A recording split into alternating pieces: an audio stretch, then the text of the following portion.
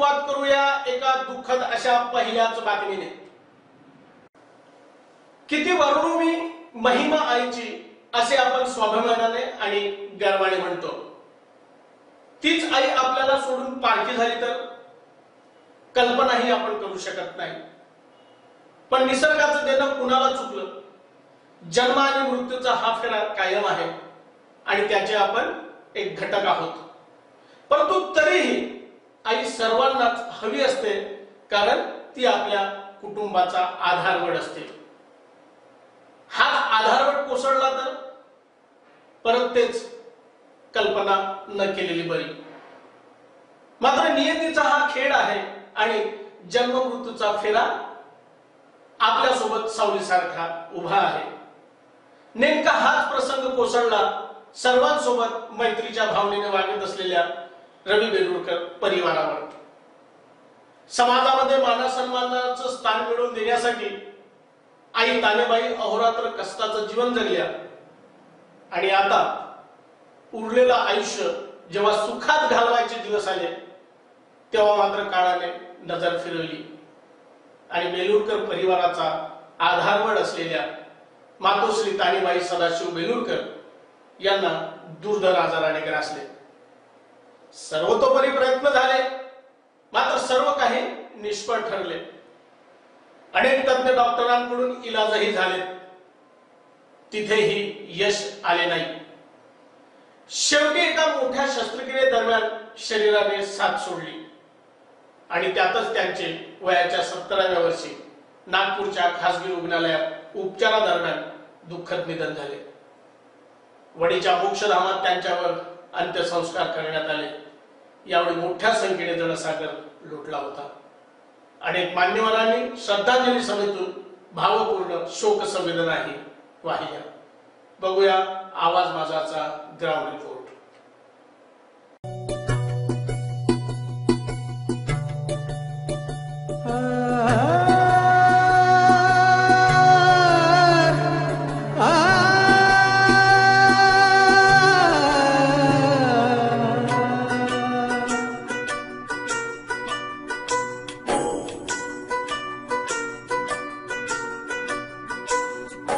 गाव कसा मोडला, खेळ मधीच का संपला।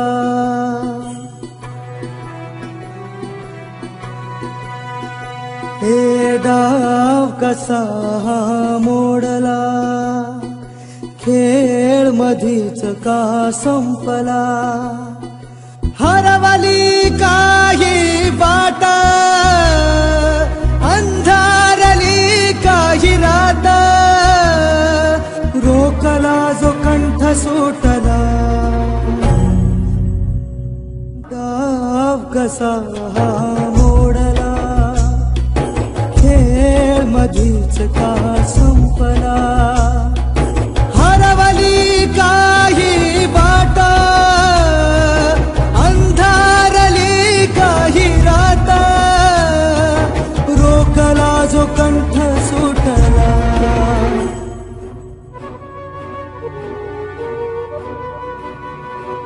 गाव कसा मोडला, खेळ मधीच का संपला।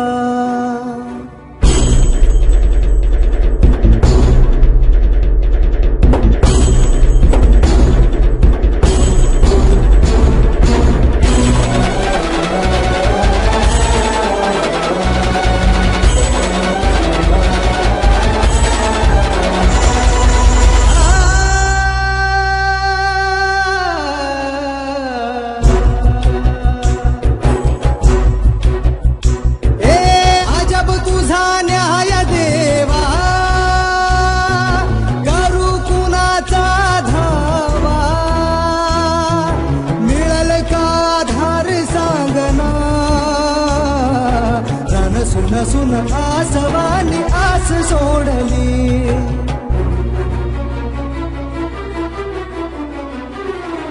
हरवली काही वाट, अंधारली काही रात, रोखला जो कंठ सुटला। डाव कसा मोडला, खेळ मधीच का संपला. त्यांच्या मातोश्रीचा दीर्घ आजाराने निधन झालेलं आहे.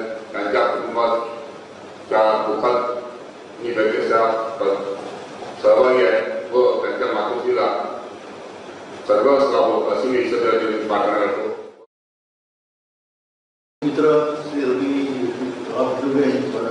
यांच्या मातोश्रीचा आज निधन झालं. संघ परिवारातर्फे मी त्यांच्या आत्म्यास श्रद्धा मृत्यूपूर्वी त्या व्यक्तीची ओळख मृत्यूनंतर त्यांनी केलेल्या त्यांच्या जबाबदाऱ्या आणि केलेले कार्य या दोघेमध्ये कर्वेची आहे. आमच्या काकू या घरा उतरल्या. त्यांना मी परिवारातर्फे आणि वनवासी कल्याण आश्रमातर्फे श्रद्धांजली वाहतो. रवी त्याचा परिवार आज आईचं निधन झालं. सकाळी काही गोष्टी अशा असतात की ज्याच्यामध्ये रवी सुद्धा निर्णय घेऊ शकला नाही. करायचं की नाही करायचं या दुविधेत रवीला आधीपासून पाहत आलो. जेवढी वडिलांची तेवढीच आईची सुद्धा शेवटपर्यंत त्याची सेवा केली. परंतु जगणं मरणं आपल्या हातात नसतं. मी देवाचरणी प्रार्थना करतो की आईच्या आत्म्याला शांती लाभो व समस्त परिवाराने निश्चितच आईचं दुःख गेल्याचं दुःख आहेच. परंतु आता देववाज्ञा झाल्यानंतर विषय नाही. मी माझ्यातर्फे माझ्या पक्षातर्फे आईला श्रद्धांजली वाहतो. कुटुंबातल्या आधारवड अशा आईचं सकाळी देवाज्ञा झालेली आहे आणि बेलकर कुटुंबाच्या दुःखात पूर्ण वनीकर सहभागी आहे. 2-3दा ट्रीटमेंटच्या निमित्तानं मी रविभाऊच्या आईला भेटलो होतो. अत्यंत सोजवळ प्रेमळ आणि पवित्र असं त्यांचं व्यक्तिमत्व होतं. जो आवडे लोकांना तो आवडे देवाला ही युक्ती आहे. त्याप्रमाणे आज देवाज्ञा झाली आणि